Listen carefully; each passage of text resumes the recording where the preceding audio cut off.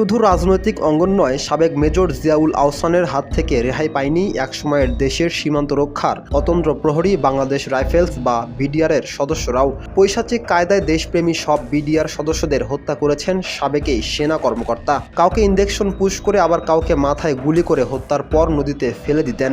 এই দুই প্রক্রিয়ায় প্রায় 10 থেকে 12 জন বিডিআর সদস্যকে হত্যা করেছেন তিনি।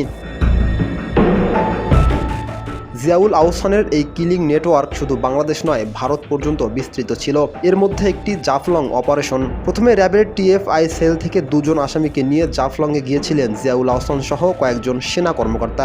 জাফলংয়ে যাওয়ার পর আরও 2 জন আসামিকে নিয়ে আসেন ভারত থেকে আসা সাদা পোশাকে কিছু লোক। এরপর সব আসামিদের বিনিময়ের মাধ্যমে হস্তান্তর করা হয়।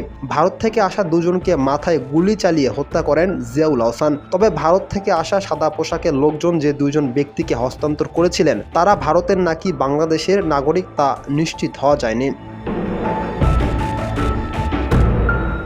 আওয়ামী লীগের শাসনামলে সংঘটিত শতাধিক গুম ও হত্যাকাণ্ড নিয়ে দায়ের করা মানবতা বিরোধী অপরাধের মামলায় জিয়াউল আহসানের বিরুদ্ধে রোববার গুরুত্বপূর্ণ চাঞ্চল্যকর সাক্ষ্য দিয়েছেন এক সেনা কর্মকর্তা। সাক্ষীর বক্তব্যের বরাত দিয়ে এসব তথ্য জানিয়েছেন আন্তর্জাতিক অপরাধ ট্রাইব্যুনালের chief prosecutor Aminul Islam. Rakib Hasan, Ittefaq news.